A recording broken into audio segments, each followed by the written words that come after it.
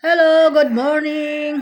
Dito na ako, nag-aalmusal, mga boseng. Ako'y nagre-ready kasi ako'y magtitinda sa labas. Samahan ko yung aking asawa ay, maaga ako naggusing, alas 3 gising na ako, ginising na ako ng anak ko.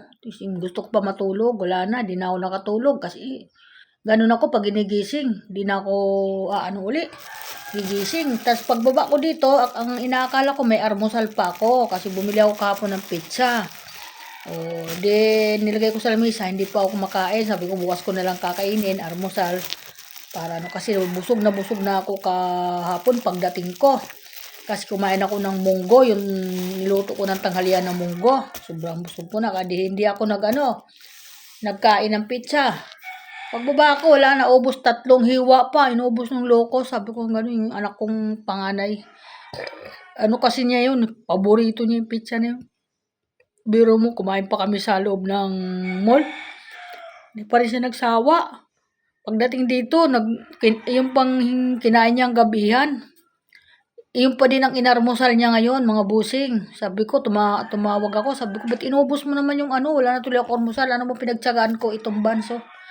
3 araw na itong buns. Ito na lang kasi sayang, itatapon na naman, sayang. Kainin ko na lang, pagtsagaan ko. Almusal din naman yan. Mamaya pag nagutom kami, bibili na lang kami sa labas ko anong mabibili doon. Kami lang naman dalawang mag-asawa ang Nagkape na lang ako mga busing, mga guys. Good morning sa lahat. At good morning din po sa mga anak ko ngayon na nag-aasikaso din papunta sa hanap buhay nila. Ganun po talaga kami mag-anak. Talagang maaga kami nagigising kasi mahirap po yung patulog-tulog. Wala po tayong makikita na kahit papanong kita araw-araw kailangan. Ganon talaga samahan po ng sipag at tiyaga at panalangin din sa Panginoon at gabayan tayo at ingatan tayo sa ating pagtitinda. Bigyan tayo ng hindi masusungit ng mga customer. Yan lang po yung aking hinihiling sa aking sarili sa Panginoon dahil yan lang naman yung aking sinusumbungan pag mayroon akong kasi at ingatan din yung mga anak ko. Yun lagi kong sinasabi doon at sa lahat ng anak ko na naghahanap buhay, ingatan sila. Ganun po, huwag bigyan ng mga maluluba na mga karamdaman. Kasi po, di na po kami makakapaghanap buhay kapag may mga karamdaman kami na mga maluluba. Kahit tama lang ito, kahit may karamdaman kami, kayang-kaya naman namin, maniobra yung aming sarili. Yun lang po mga busing at magandang umaga sa lahat ng mga busing ngayon na sana ang makapanood nito ay i-bless nyo kami, tulungan nyo kami mag-bless. God bless din po sa inyo lahat ng mga idol ko at mga viewer at aking mga follower. Ako'y nagpapasalamat sa inyo. Kahit po ako nasa labas lagi, hindi po ako nahinto ng aking libangan kasi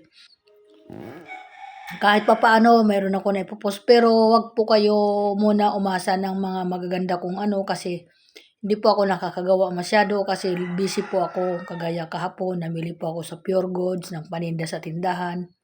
Kaya nabisi po ako. Ilang araw na po ako nabibisi. Yun naman yung gustong-gusto ko, yung malikot yung aking katawan. Kasi pag ang katawan ko naka-standby lang po, marami po ako nararamdaman na sakit. Maganda po yung gumagalaw talaga. Yun po yung, kita mo ngayon, kauupo ko lang ngayon, naligo ako, at inasikaso ko yung gamit ko. Yun po, di ba? Di nakaraos, nakaupo na ako ngayon. Pag tayo ko dito ngayon, tatawagin na ako ng asawa ko, alis na tayo. Ayun po, maaga pa kasi madilim pa dito lang naman kami magtitinda, malalapit lang naman kami, mga busing. Pag mainit na, uuwi na po kami. Ganun po yung aming ginagawa. Hindi na po kami nag-ano sa sobrang mainit. Kasi nga baka kami ay magtas ang dugo namin, dalawa lang kami mag-asawa.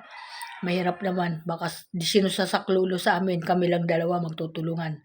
Hindi rin niya ako kaya buhatin, hindi ko din siya kaya buhatin.